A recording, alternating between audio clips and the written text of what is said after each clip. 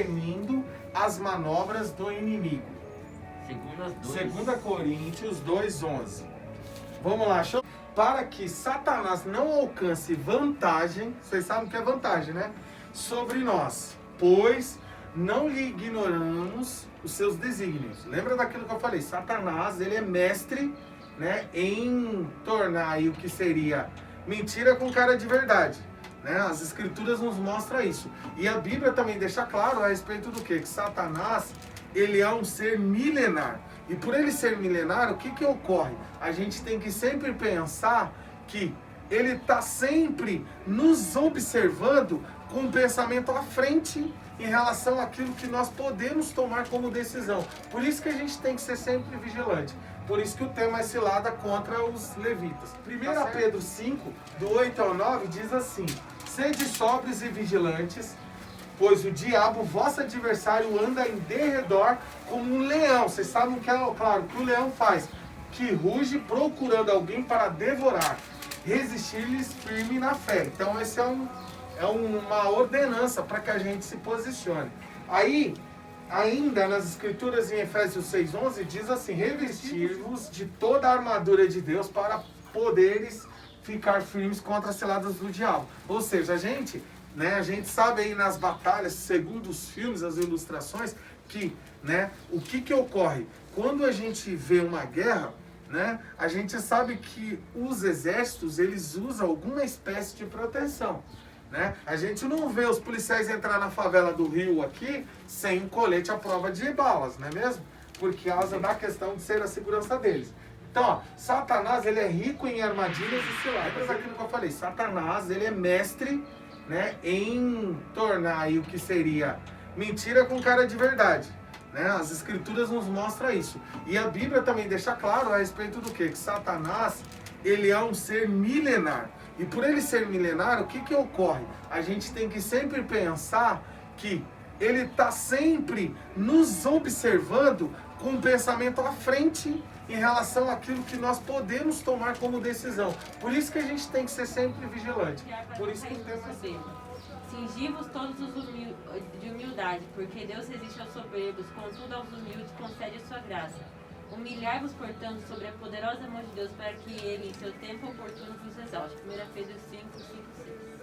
Então, tá vendo? A arrogância, o pecado que levou a Satanás pro buraco foi justamente essa, digamos, esse problema, né? Soberba, aquele tipo de pessoa que é orgulhosa. Vocês já devem ter conhecido pessoas que é assim, que ele não dá o braço a torcer. Sabe, que às vezes aquela amiga, que às vezes você vai falar uma coisa, ela não, ou ele, né, não acredita, ou melhor, ele não abaixa, ele não, né, digamos que concorda. Criança, ou melhor, um adolescente que está estudando música e perguntar para ele: cara, por que você está estudando música lá? E aí, o que vai acontecer? Ele vai falar o seguinte: cara, eu estou estudando porque eu quero ser o melhor do mundo.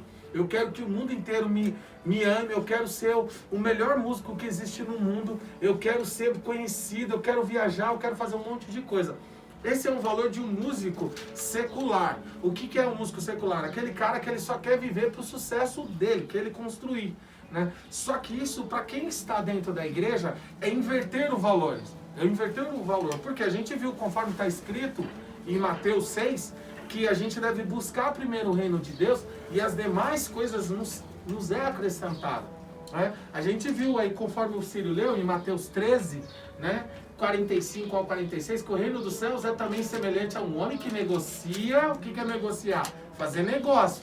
E procura boas pérolas. E tendo achado uma pérola de grande valor, ele vende tudo que possui e compra ela. É como se falasse assim: o Guilherme olhasse e falasse: olha, eu gosto de bicicleta, que eu sei que gosta.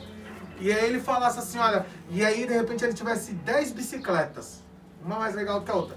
Mas aí ele tem lá as 10. Só que aparecesse uma bicicleta muito mais legal do que as 10 que ele tivesse, e a mais valiosa, ele daria com certeza todas as 10 bicicletas para ficar com aquela bicicleta, entende? Talvez o pai ia olhar e falar: você tá maluco? Não, você não, mas pai, eu quero, pai. Entre muitas, né, para nos enganar, é a questão de fazer a gente inverter valores, né?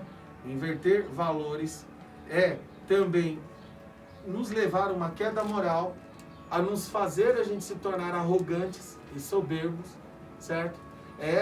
Essas são uma das maneiras que Satanás ele se utiliza para fazer com que a gente se perca no reino. Os maus relacionamentos, por isso que a gente tem que tomar cuidado com quem a gente anda, porque a Bíblia fala que as más companhias corrompem os bons costumes.